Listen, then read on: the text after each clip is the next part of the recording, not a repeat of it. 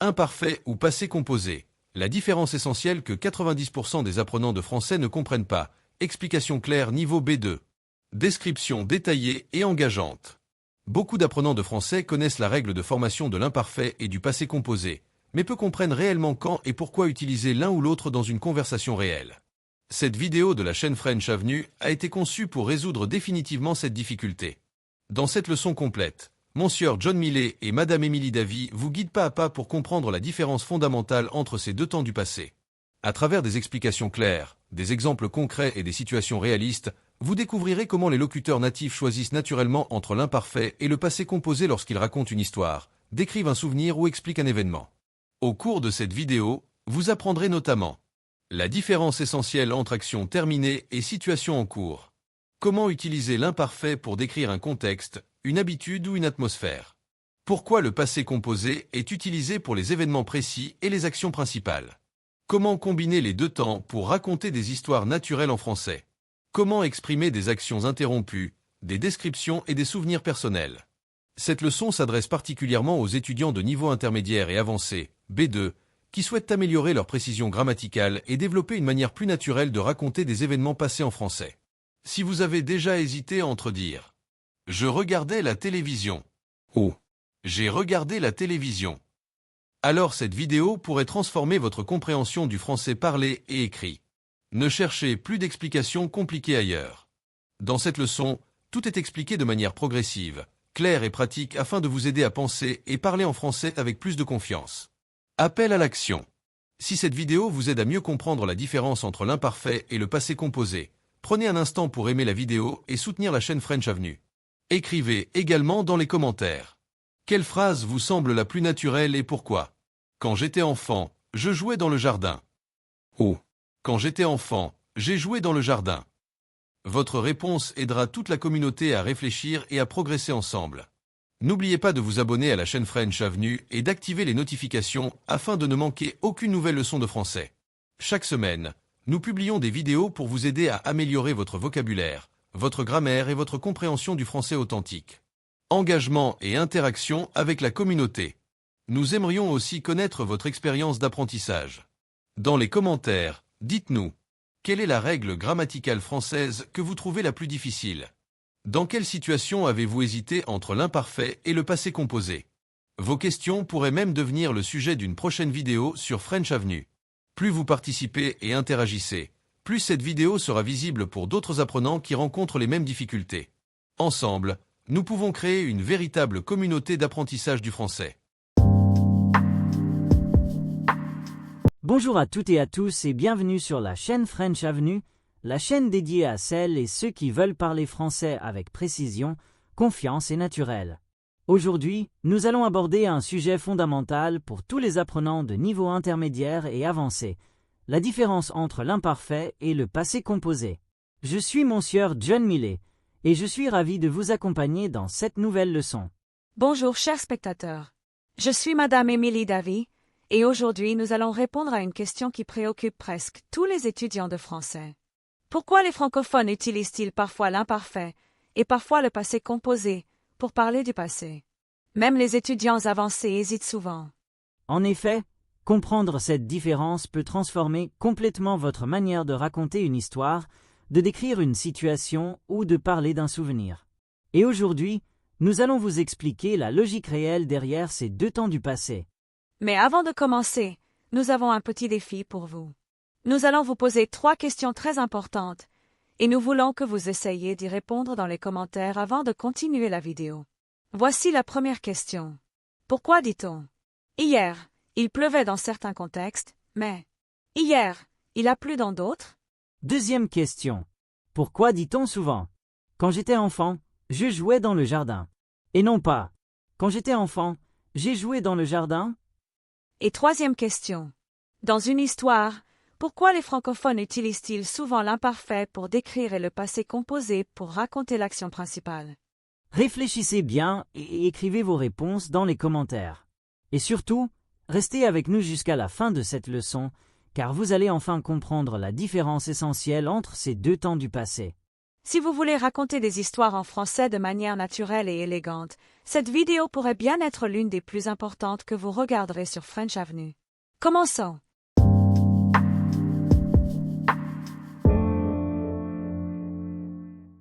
Monsieur John Millet, commençons par une question que beaucoup d'étudiants posent très souvent lorsqu'ils apprennent les temps du passé en français. Dans certaines phrases, les francophones utilisent l'imparfait, tandis que dans d'autres, ils utilisent le passé composé. Pourtant, ces deux temps parlent du passé. Par exemple, hier soir, il pleuvait.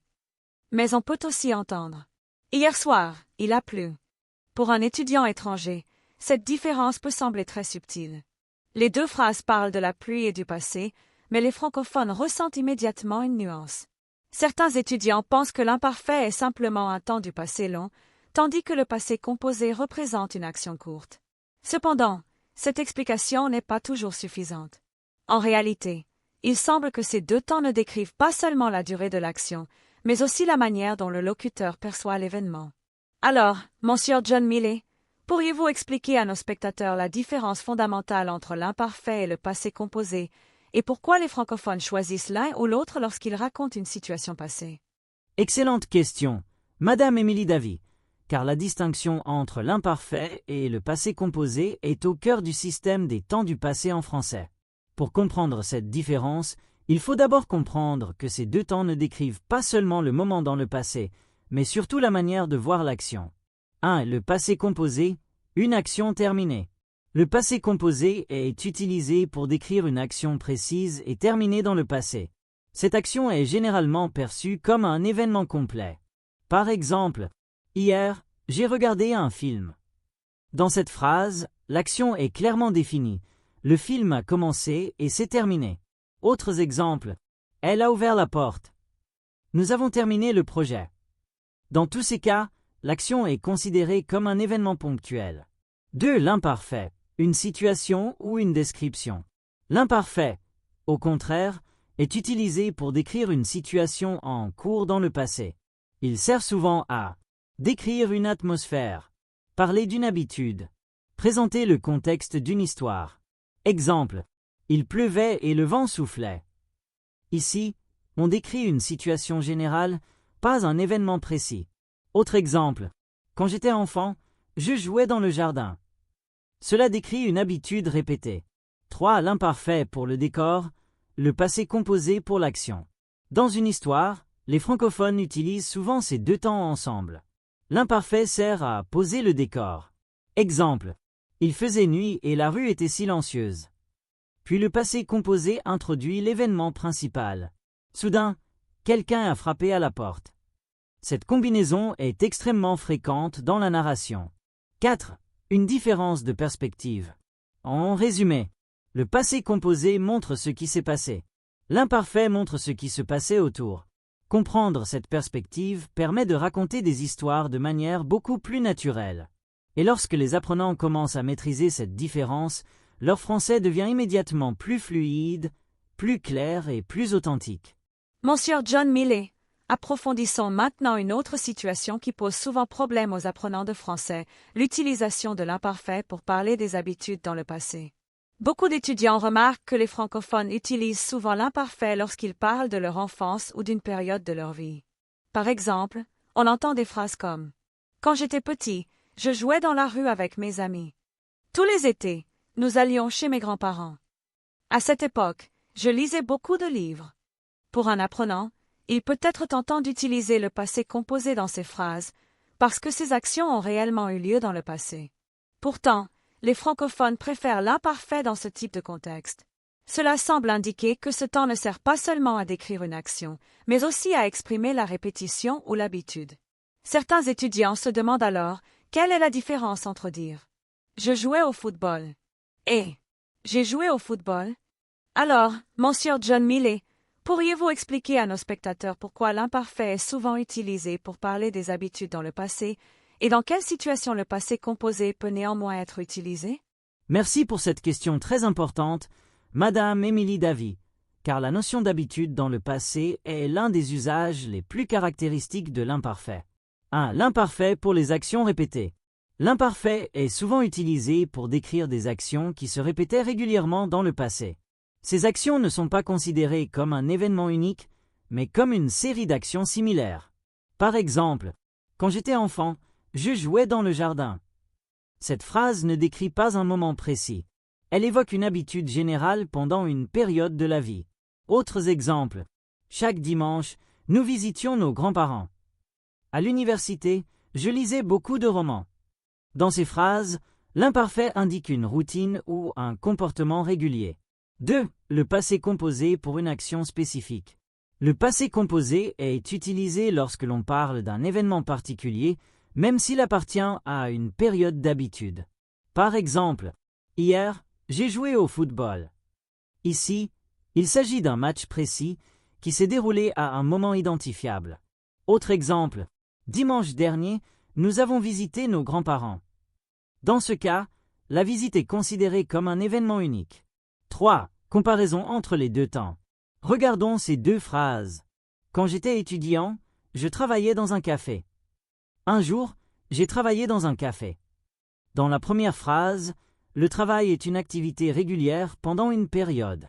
Dans la seconde, il s'agit d'un événement ponctuel. La différence n'est donc pas seulement temporelle, mais conceptuelle. 4. L'importance de la perspective. La clé pour comprendre l'imparfait est de se rappeler qu'il décrit souvent une habitude, une situation durable, une action répétée. Le passé composé, lui, souligne un moment précis dans le passé. 5. Un conseil pour les apprenants.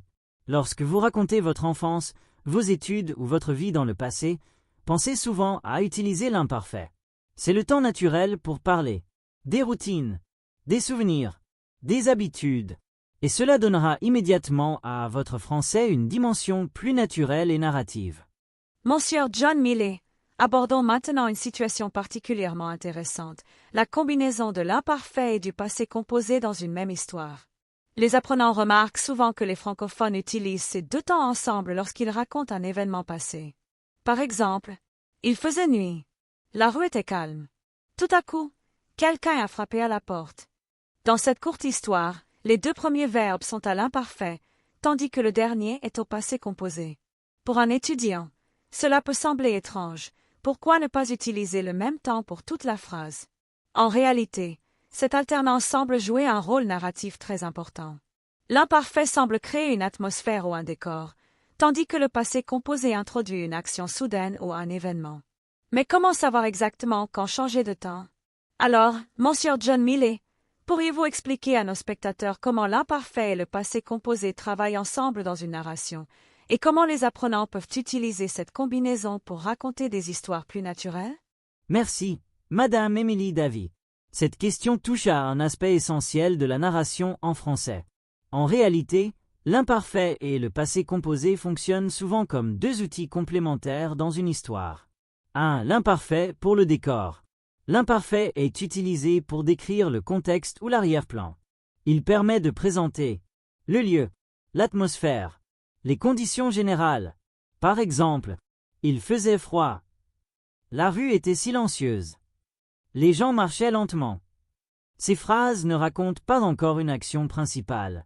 Elles préparent la scène. 2. Le passé composé pour l'événement. Le passé composé est ensuite utilisé pour introduire l'action principale ou l'événement soudain. Par exemple, soudain, quelqu'un a crié.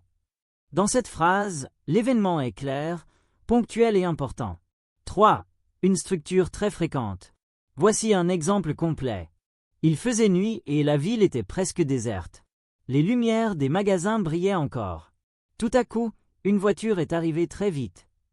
Dans cette narration, l'imparfait crée l'atmosphère. Le passé composé introduit l'action. 4.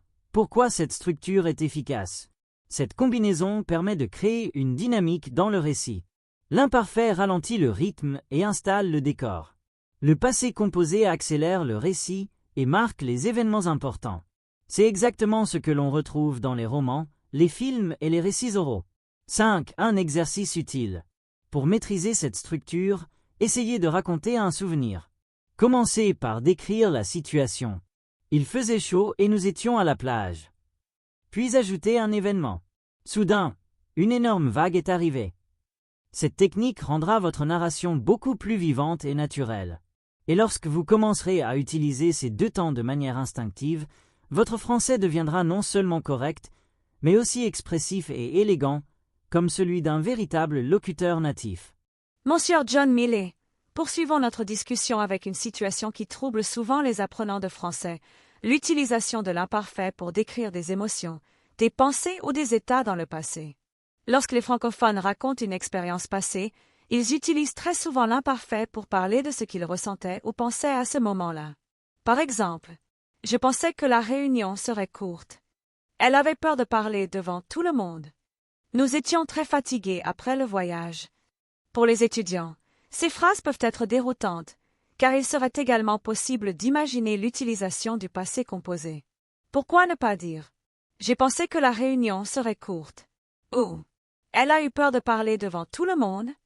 Il semble donc que l'imparfait joue un rôle particulier lorsqu'il s'agit d'exprimer les états intérieurs, les sentiments ou les conditions psychologiques dans le passé.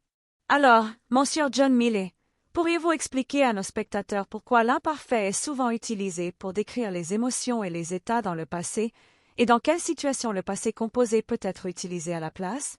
Merci pour cette question très pertinente, Madame Émilie Davy, car l'imparfait joue un rôle essentiel lorsqu'il s'agit de décrire les états physiques, émotionnels ou mentaux dans le passé.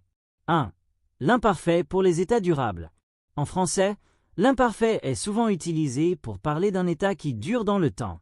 Un état peut être une émotion, une pensée, une condition physique, une situation mentale. Par exemple, j'étais fatigué. Elle avait peur. Nous pensions que tout allait bien. Dans ces phrases, l'accent est mis sur la situation qui existait à ce moment-là et non sur le moment précis où elle a commencé.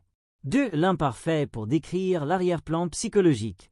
Lorsque quelqu'un raconte une histoire, il utilise souvent l'imparfait pour expliquer ce qu'il ressentait ou croyait pendant la situation.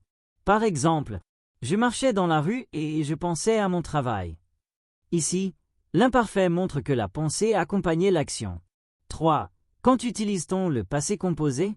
Le passé composé est utilisé lorsque l'émotion ou l'état est présenté comme un événement soudain ou ponctuel.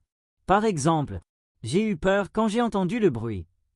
Dans cette phrase, la peur apparaît à un moment précis. Autre exemple, j'ai compris la situation. Ici, la compréhension est présentée comme un moment de réalisation. 4. Comparaison entre les deux temps. Regardons ces deux phrases. Je pensais qu'il était à la maison. J'ai pensé qu'il était à la maison. Dans la première phrase, la pensée est une situation continue dans le passé. Dans la seconde, il s'agit d'un moment précis où l'idée est apparue. 5. Une règle utile pour les apprenants. Lorsque vous décrivez des sentiments, des pensées, des impressions, des états physiques, l'imparfait est souvent le temps le plus naturel. Il permet de montrer la durée et la continuité de l'expérience. Et c'est exactement ce qui rend les récits en français plus riches et plus nuancés. Monsieur John Millet, abordons maintenant une dernière difficulté que rencontrent souvent les étudiants, les actions interrompues dans le passé. Dans de nombreuses histoires, on trouve des phrases comme « Je lisais un livre quand le téléphone a sonné ». Ici, l'imparfait et le passé composé apparaissent dans la même phrase, mais ils semblent jouer des rôles différents. Pour un apprenant, cette structure peut sembler compliquée. Pourquoi utilise-t-on l'imparfait pour la première action et le passé composé pour la seconde? Cette construction apparaît très souvent dans les récits, dans les conversations et même dans les films ou les romans. Elle semble indiquer qu'une action était en train de se dérouler, puis qu'un événement soudain est venu l'interrompre. Alors, Monsieur John Millet, pourriez-vous expliquer à nos spectateurs comment l'imparfait et le passé composé fonctionnent ensemble dans les actions interrompues, et comment les apprenants peuvent utiliser cette structure correctement dans leur propre récit? Merci, Madame Émilie Davy. Cette structure est l'une des plus importantes pour raconter des événements en français. Elle repose sur une idée simple, une action en cours est interrompue par un événement soudain. 1. L'imparfait pour l'action en cours. L'imparfait est utilisé pour décrire une action qui était en train de se dérouler. Par exemple, je lisais un livre. Cette phrase décrit une activité en cours. L'action n'est pas terminée et elle dure pendant un certain temps. 2. Le passé composé pour l'événement qui interrompt. Le passé composé est utilisé pour introduire l'événement soudain qui interrompt l'action. Exemple. Le téléphone a sonné. Cet événement se produit à un moment précis. 3 exemples complets. Je regardais la télévision quand quelqu'un a frappé à la porte. Dans cette phrase, regarder la télévision est l'action en cours. Frapper à la porte est l'événement soudain. 4 autres exemples.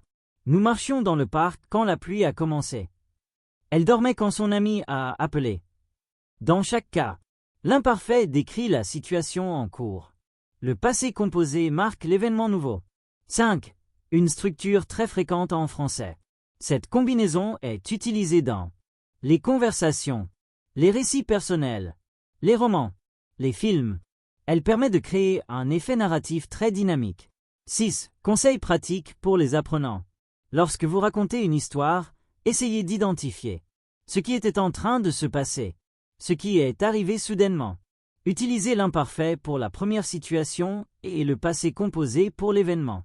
En maîtrisant cette structure, vous serez capable de raconter des histoires en français de manière beaucoup plus naturelle, fluide et expressive.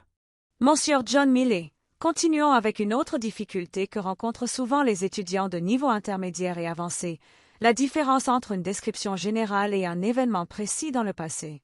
Lorsque les francophones racontent une histoire, ils semblent instinctivement choisir entre l'imparfait et le passé composé selon la manière dont ils veulent présenter l'information. Par exemple, le restaurant était très calme ce soir-là. Mais on peut aussi entendre le serveur a apporté le menu. Dans la première phrase, il s'agit d'une description, tandis que dans la seconde, il s'agit d'une action précise. Pour les apprenants, la difficulté consiste à comprendre la fonction narrative de ces deux temps. En effet, les francophones ne choisissent pas ces temps uniquement en fonction du moment dans le passé, mais aussi en fonction du rôle de l'information dans l'histoire. Certaines phrases semblent poser un décor, alors que d'autres font avancer le récit.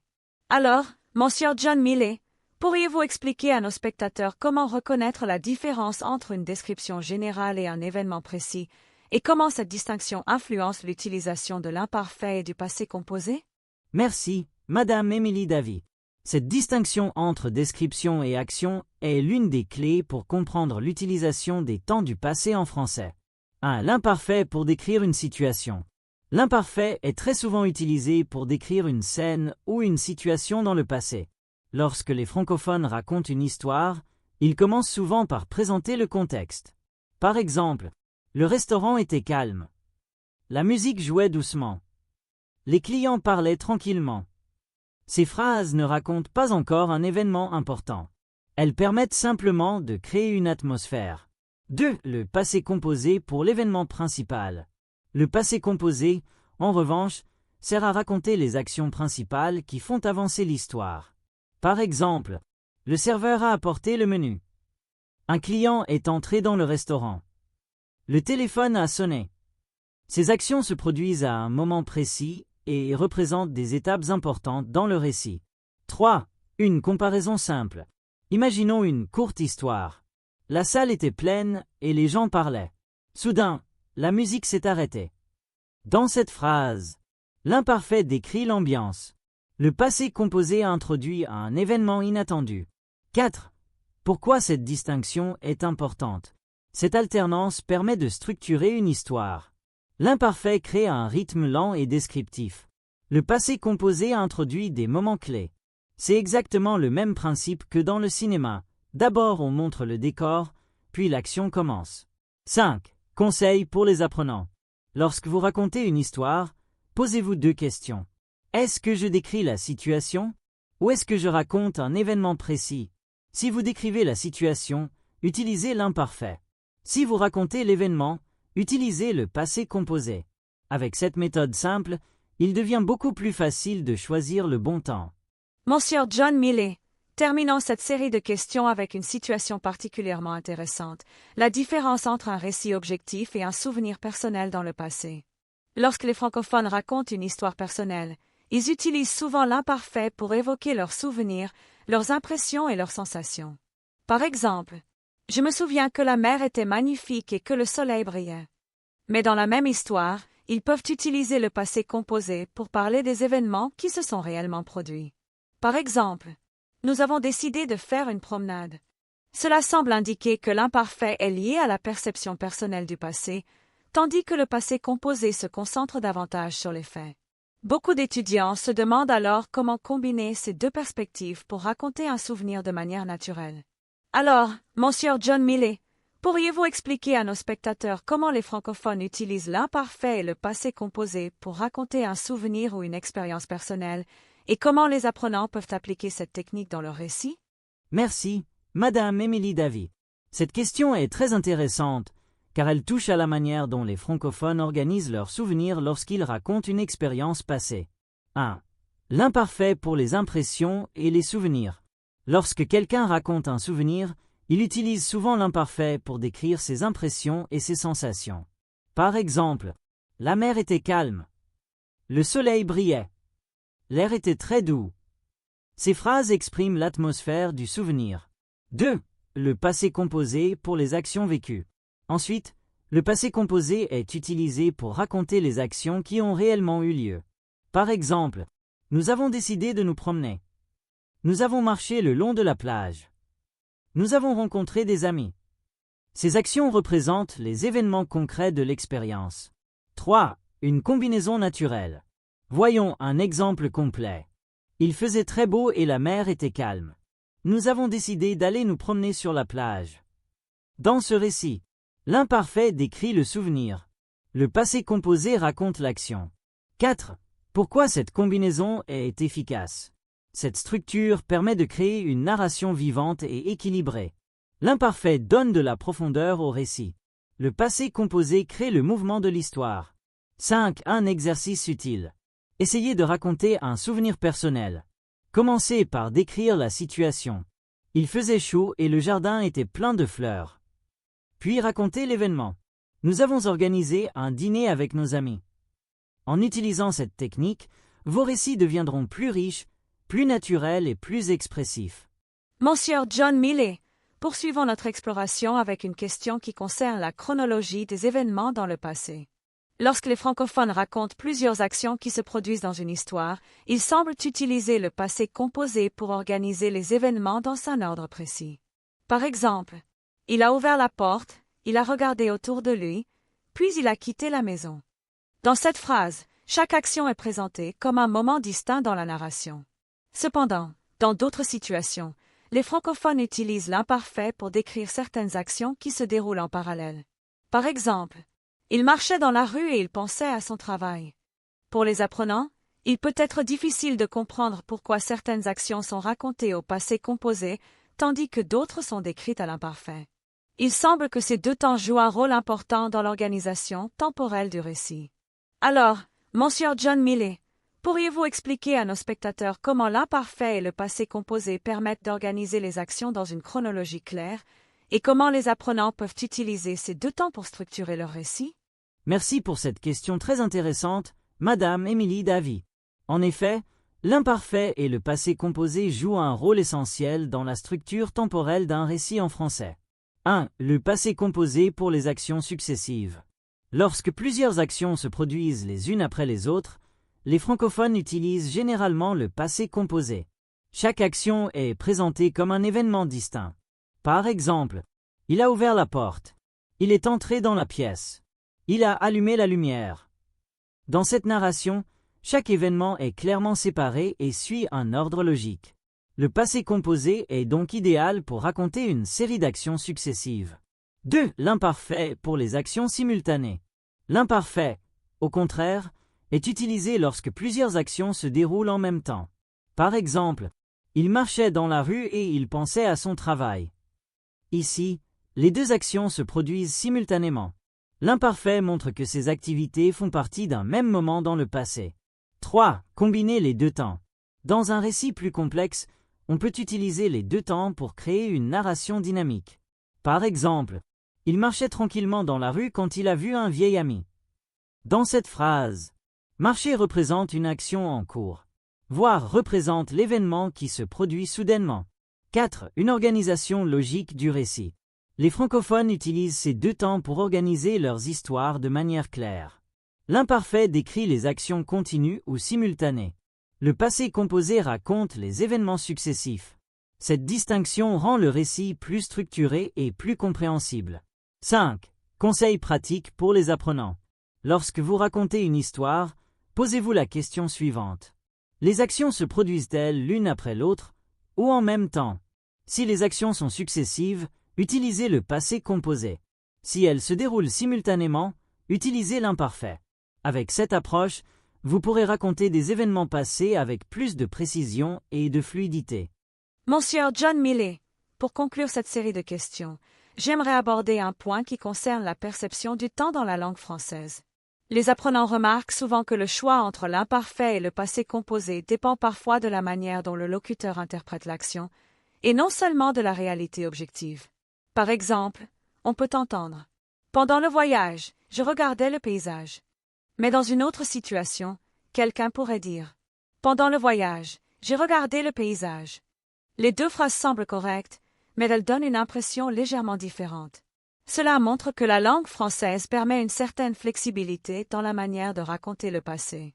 Alors, Monsieur John Millet, pourriez-vous expliquer à nos spectateurs comment la perspective du locuteur influence le choix entre l'imparfait et le passé composé, et comment cette nuance peut enrichir l'expression en français? Merci, Madame Émilie Davy. Cette question touche à un aspect très subtil et très fascinant de la langue française, la perspective du locuteur. En effet, le choix entre l'imparfait et le passé composé ne dépend pas seulement de la réalité de l'action, mais aussi de la manière dont le locuteur souhaite présenter cette action. 1. L'imparfait pour une vision interne. Lorsque le locuteur utilise l'imparfait, il présente souvent l'action de l'intérieur, comme si elle était encore en train de se dérouler dans le souvenir. Par exemple, pendant le voyage, je regardais le paysage. Cette phrase donne l'impression que l'action faisait partie du déroulement naturel du moment. 2. Le passé composé pour une vision globale. Lorsque le passé composé est utilisé, l'action est présentée comme un événement complet et terminé. Par exemple, pendant le voyage, j'ai regardé le paysage. Dans cette phrase, l'action est vue comme un fait accompli. 3. Une nuance subtile. La différence entre ces deux phrases n'est pas une question de correction grammaticale. Les deux peuvent être corrects. Cependant, la perspective change. L'imparfait met l'accent sur l'expérience vécue. Le passé composé met l'accent sur le fait réalisé. 4. Une richesse de la langue française. Cette flexibilité permet aux locuteurs francophones d'exprimer des nuances très fines dans leur récit. En choisissant un temps plutôt qu'un autre, ils peuvent influencer le rythme du récit, la perception de l'action, l'émotion associée au souvenir. 5. Conseil final pour les apprenants. Lorsque vous apprenez à utiliser l'imparfait et le passé composé, il est utile de comprendre que ces temps ne sont pas seulement des règles grammaticales. Ils sont aussi des outils narratifs qui permettent de raconter une histoire avec nuance. Avec la pratique, vous commencerez à sentir naturellement quelle perspective correspond le mieux à ce que vous voulez exprimer. Et c'est à ce moment-là que votre français atteindra un niveau beaucoup plus avancé et authentique. C'est précisément cette maîtrise que nous souhaitons développer avec vous sur la chaîne French Avenue. Monsieur John Millet, poursuivons avec une situation que les apprenants rencontrent souvent lorsqu'ils lisent des romans ou écoutent des récits détaillés en français, la description d'un cadre ou d'une ambiance avant qu'un événement important ne se produise. Dans de nombreuses histoires, les francophones commencent par décrire l'environnement avec l'imparfait. Par exemple, la ville était silencieuse. Les rues étaient presque vides et le vent soufflait doucement. Puis, soudain, une action apparaît au passé composé. Soudain, une voiture est arrivée très vite. Pour un étudiant, il peut sembler étrange que deux temps du passé soient utilisés de manière si différente dans un même récit. Cela donne l'impression que l'imparfait sert à installer une atmosphère, tandis que le passé composé introduit un événement qui change la situation. Cependant, il n'est pas toujours facile de déterminer à quel moment il faut passer de l'imparfait au passé composé. Alors, Monsieur John Millet, pourriez-vous expliquer à nos spectateurs comment les francophones utilisent l'imparfait pour construire une atmosphère narrative et comment le passé composé intervient pour marquer un changement ou un événement marquant dans l'histoire? Merci, Madame Émilie Davy. Cette question est essentielle pour comprendre la manière dont les récits sont construits en français. 1. L'imparfait pour construire une atmosphère. L'imparfait est souvent utilisé pour présenter le décor d'une histoire. Il permet de décrire le lieu, les conditions météorologiques, l'ambiance générale, les activités en cours. Par exemple, La nuit était sombre et le vent soufflait dans les arbres. Cette phrase crée une image dans l'esprit de l'auditeur ou du lecteur. Elle prépare le contexte dans lequel l'action va se dérouler. 2. Le passé composé pour introduire l'événement. Une fois que le décor est installé, le passé composé est utilisé pour raconter l'événement principal. Par exemple, soudain, quelqu'un a frappé à la porte. Cet événement marque un changement dans la situation. Il attire immédiatement l'attention. 3. Une technique narrative très répandue. Cette alternance est utilisée dans les histoires racontées à l'oral, les romans, les films, les anecdotes personnelles. Par exemple, la rue était calme et les magasins fermaient leurs portes. Tout à coup, une alarme a retenti. Dans cette phrase, l'imparfait crée l'atmosphère. Le passé composé introduit l'événement. 4. L'effet sur le lecteur ou l'auditeur. Cette structure rend le récit plus dramatique et plus vivant. L'imparfait ralentit le rythme et permet d'observer la scène. Le passé composé accélère l'action et introduit un moment important. C'est un peu comme dans un film. La caméra montre d'abord le décor, puis l'action commence. 5. Conseil pour les apprenants. Lorsque vous racontez une histoire, commencez souvent par décrire la situation avec l'imparfait. Ensuite, utilisez le passé composé pour raconter les événements qui font avancer l'histoire. Cette technique rendra vos récits beaucoup plus naturels et captivants.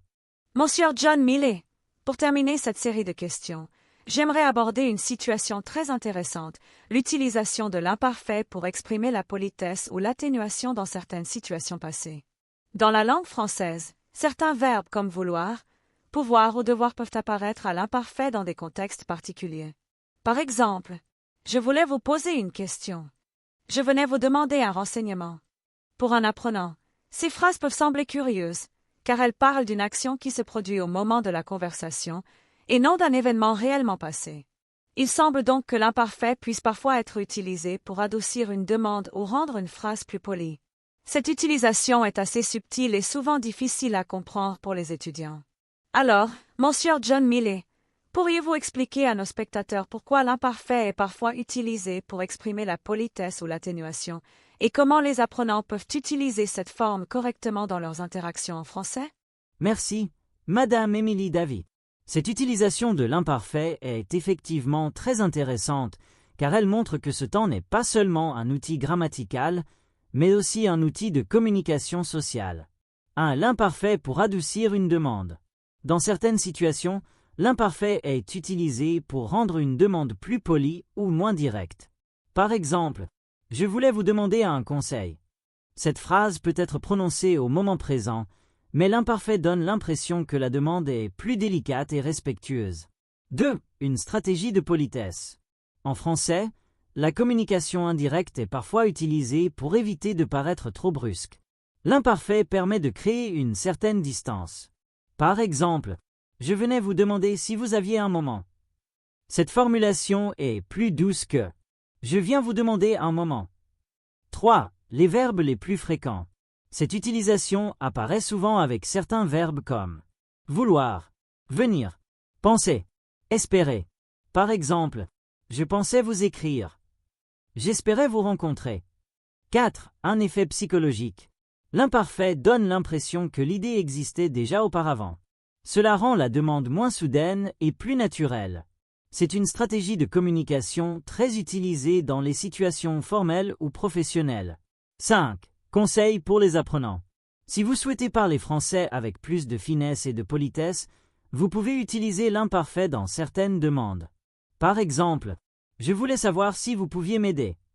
Cette formulation est très courante et montre une maîtrise avancée de la langue. Comprendre ces nuances vous permettra non seulement de parler correctement, mais aussi de communiquer avec élégance et sensibilité, ce qui est une caractéristique importante du français contemporain.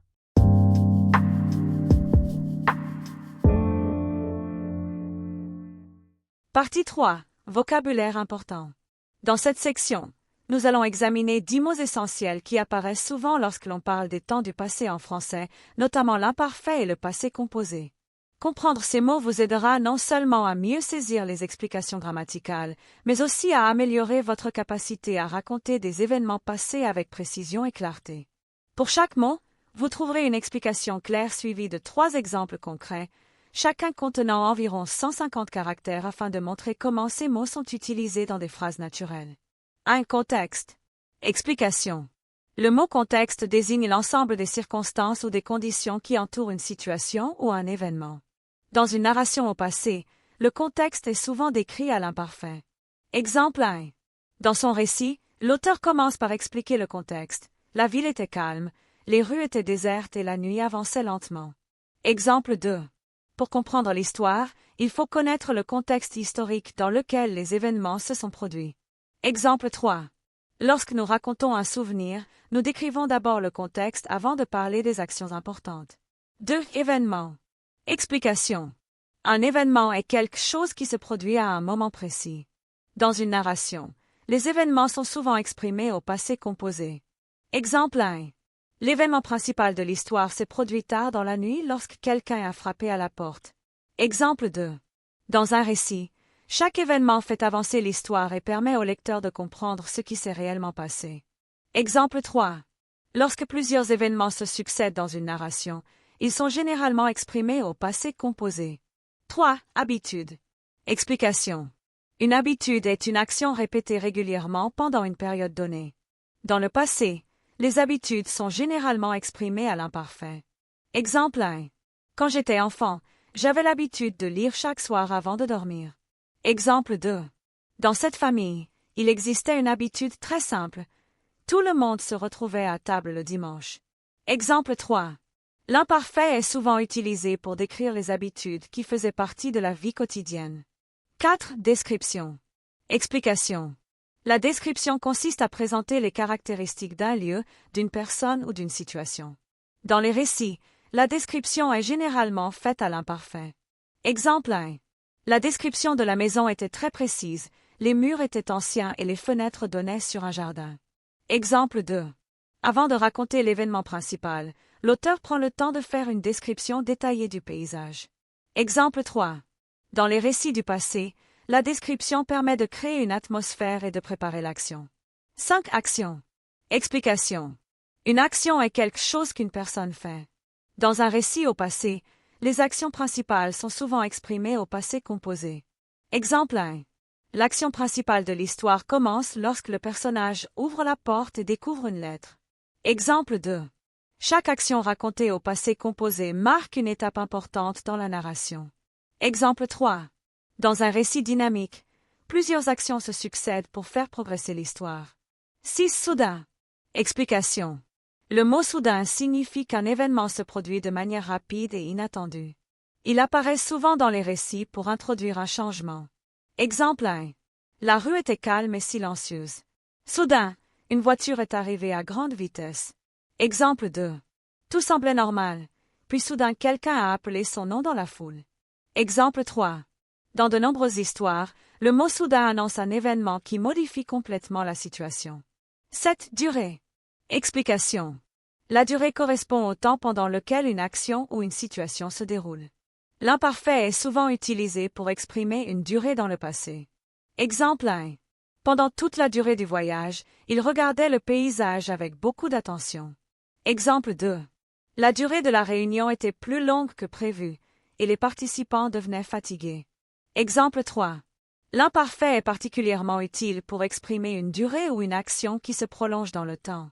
8. Récit. Explication. Un récit est une histoire racontée par une personne. Il peut décrire des événements réels ou imaginaires. Exemple 1. Dans son récit, le voyageur explique comment il a découvert un village isolé dans les montagnes. Exemple 2. Un bon récit utilise l'imparfait pour le décor et le passé composé pour les actions principales. Exemple 3. Les écrivains utilisent différentes techniques narratives pour rendre leur récit plus captivant. 9. Atmosphère. Explication.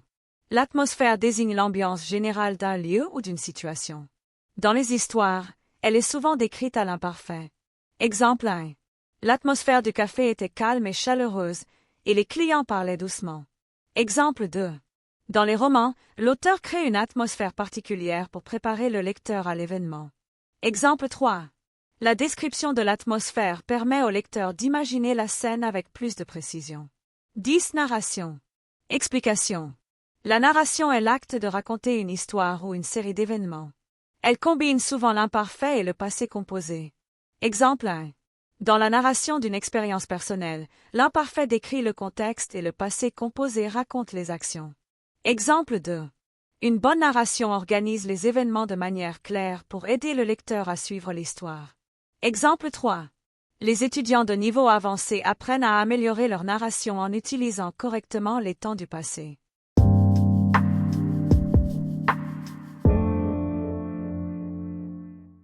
Partie 4. Explication grammaticale. Imparfait ou passé composé. Comprendre enfin la différence essentielle. Dans cette section, nous allons examiner en détail la différence grammaticale entre l'imparfait et le passé composé, deux temps fondamentaux pour parler du passé en français. Pour les apprenants de niveau B2, la difficulté ne consiste pas seulement à former ces temps correctement, mais surtout à comprendre dans quelle situation chacun doit être utilisé. Ces deux temps décrivent des actions passées, mais ils ne présentent pas l'action de la même manière. La différence repose essentiellement sur la perspective du locuteur et la nature de l'action racontée.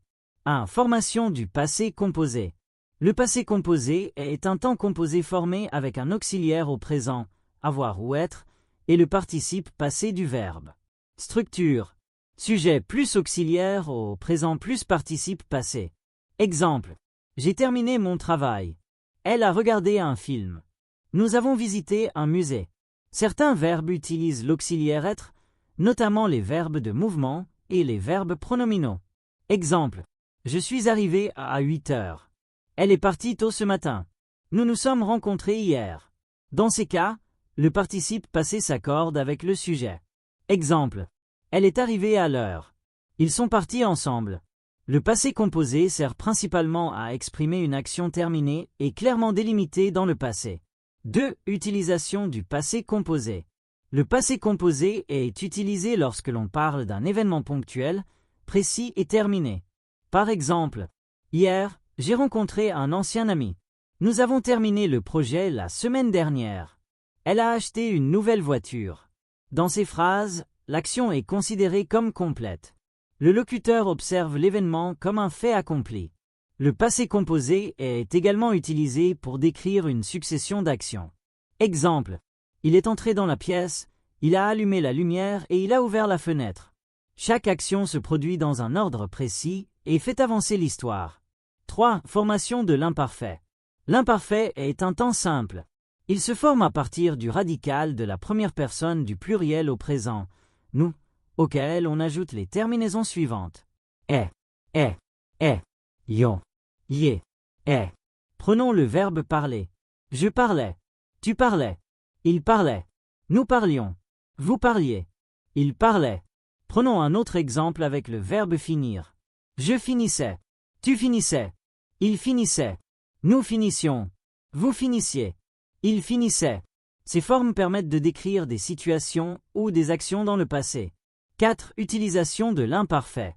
L'imparfait est principalement utilisé pour décrire une situation dans le passé, une action en cours, une habitude, un état ou une description. Exemple de description. La maison était ancienne et les fenêtres donnaient sur un grand jardin. Exemple d'habitude. Quand j'étais enfant, je jouais souvent dans le parc. Exemple d'action en cours. Je lisais un livre lorsque le téléphone a sonné. Dans ces exemples, l'imparfait met l'accent sur la durée ou la continuité de l'action. 5. L'imparfait pour les descriptions et le contexte. Dans les récits, l'imparfait est très souvent utilisé pour présenter le décor ou le contexte. Exemple. La nuit était froide et la rue était presque vide. Les lampes éclairaient faiblement les maisons. Dans cette situation, l'imparfait ne raconte pas encore un événement précis. Il sert à installer l'atmosphère. 6. La combinaison de l'imparfait et du passé composé. Dans la plupart des récits en français, ces deux temps sont utilisés ensemble. L'imparfait sert à décrire la situation générale, tandis que le passé composé introduit l'événement principal. Exemple. Il faisait très sombre et le vent soufflait fortement. Soudain, quelqu'un a frappé à la porte. Dans cette phrase, il faisait sombre et le vent soufflait décrivent la situation. Quelqu'un a frappé décrit l'événement principal. Cette combinaison est extrêmement fréquente dans les histoires. 7. L'imparfait pour les habitudes dans le passé.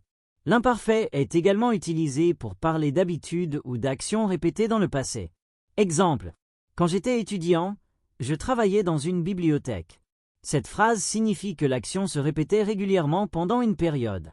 Autres exemples. Chaque été, nous allions à la montagne. Tous les dimanches, elle préparait un grand repas pour la famille. Dans ces cas, l'imparfait décrit une routine ou une habitude. 8. Les actions interrompues.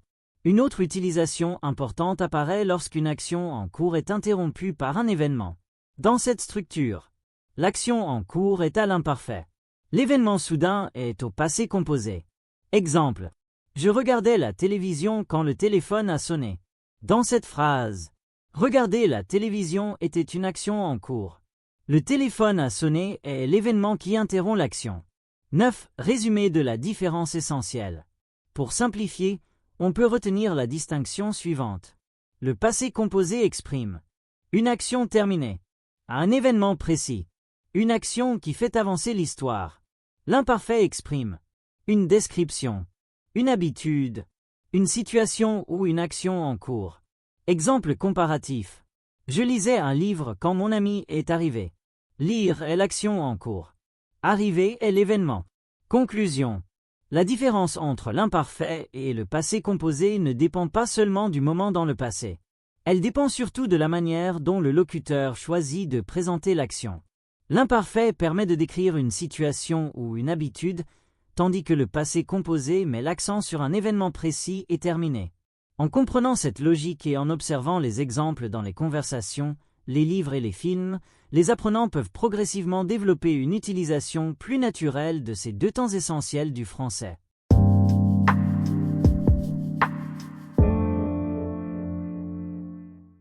Partie 5. Analyse du vocabulaire et de l'expression. Imparfait au passé composé. Comprendre enfin la différence essentielle.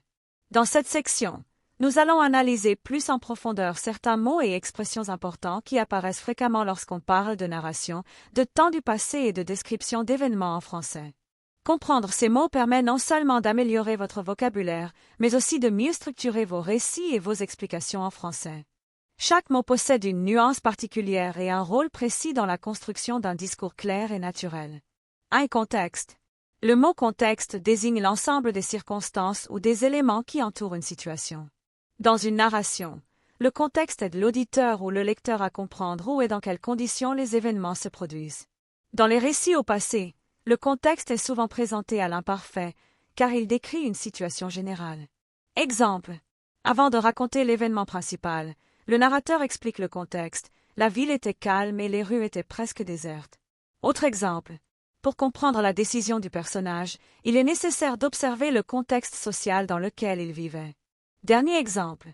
Dans une histoire bien structurée, le contexte prépare le lecteur à comprendre les actions qui vont suivre. 2. Événement. Un événement est quelque chose qui se produit à un moment précis. Contrairement au contexte, il s'agit d'une action identifiable qui marque souvent un changement dans la situation. Dans la narration, les événements sont généralement exprimés au passé composé. Exemple. L'événement principal de l'histoire s'est produit lorsque le personnage a découvert une lettre mystérieuse. Autre exemple. Dans un récit, chaque événement permet de faire avancer l'histoire et de maintenir l'intérêt du lecteur. Dernier exemple. Lorsqu'un événement inattendu se produit, il modifie souvent le cours de la narration. 3. Habitude. Une habitude est une action répétée régulièrement pendant une période donnée. Dans les récits au passé, les habitudes sont presque toujours exprimées à l'imparfait. Exemple. Quand il était étudiant, il avait l'habitude de travailler chaque soir dans une petite bibliothèque. Autre exemple. Dans son enfance, elle visitait souvent ses grands-parents pendant les vacances.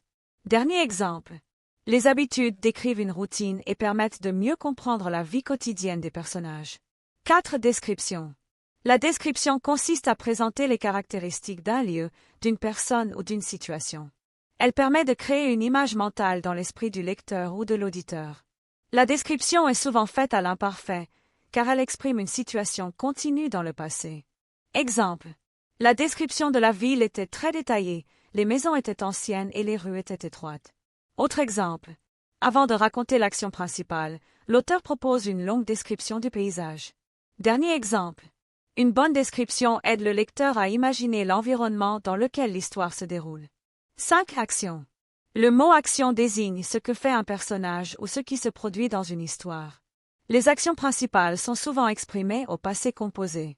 Exemple. Dans cette scène, l'action commence lorsque le personnage ouvre la porte et découvre une surprise. Autre exemple. Les actions successives permettent de créer un rythme dynamique dans la narration. Dernier exemple. Une histoire intéressante combine description et action pour maintenir l'attention du lecteur. 6 soudain. Le mot soudain est un adverbe qui indique qu'un événement se produit rapidement et de manière inattendue. Il est très fréquent dans les récits. Exemple. La rue était silencieuse et les magasins fermaient leurs portes. Soudain, une voiture est arrivée à grande vitesse. Autre exemple. Tout semblait normal, puis soudain quelqu'un a crié dans la foule. Dernier exemple. L'utilisation du mot soudain permet de créer une surprise dans l'histoire. 7 durée. La durée correspond au temps pendant lequel une action ou une situation se déroule. L'imparfait est souvent utilisé pour exprimer une durée dans le passé. Exemple. Pendant toute la durée du voyage, il regardait le paysage avec admiration. Autre exemple. La durée de la réunion était plus longue que prévu, et les participants devenaient fatigués. Dernier exemple. Dans les récits, la durée permet de montrer qu'une situation se prolonge dans le temps. 8 récits. Un récit est une histoire racontée par une personne. Il peut s'agir d'une expérience réelle ou d'une histoire imaginaire. Exemple. Dans son récit, le voyageur explique comment il a découvert un village isolé dans les montagnes. Autre exemple. Un récit bien construit utilise l'imparfait pour décrire la situation et le passé composé pour raconter les actions. Dernier exemple. Les écrivains utilisent différentes techniques narratives pour rendre leur récit plus captivant. 9 atmosphères. L'atmosphère désigne l'ambiance générale d'un lieu ou d'une situation. Elle joue un rôle important dans les histoires, car elle influence la perception du lecteur. Exemple. L'atmosphère du restaurant était calme et chaleureuse, et les clients discutaient tranquillement. Autre exemple. Dans les romans, l'auteur crée une atmosphère particulière pour préparer l'événement principal. Dernier exemple. Une atmosphère bien décrite permet au lecteur de ressentir les émotions des personnages. 10 narration. La narration est l'acte de raconter une histoire ou une série d'événements. Elle combine différents éléments linguistiques pour structurer un récit. Exemple. Dans la narration d'une expérience personnelle, l'imparfait décrit le contexte et le passé composé raconte les actions. Autre exemple. Une narration efficace organise les événements dans un ordre logique afin de faciliter la compréhension. Dernier exemple. Les étudiants de niveau avancé apprennent à améliorer leur narration en maîtrisant les temps du passé. Conclusion. L'analyse de ce vocabulaire montre que raconter une histoire en français ne dépend pas seulement de la grammaire. Il est également important de comprendre les mots qui structurent la narration. Des termes comme contexte, événement, description, action et atmosphère permettent de construire un récit clair et riche. En combinant ce vocabulaire avec une utilisation correcte de l'imparfait et du passé composé, vous serez capable de raconter des expériences et des histoires avec précision et élégance. C'est exactement cette capacité qui permet aux apprenants de passer d'un français simplement correct à un français plus naturel, plus expressif et plus proche de celui des locuteurs natifs.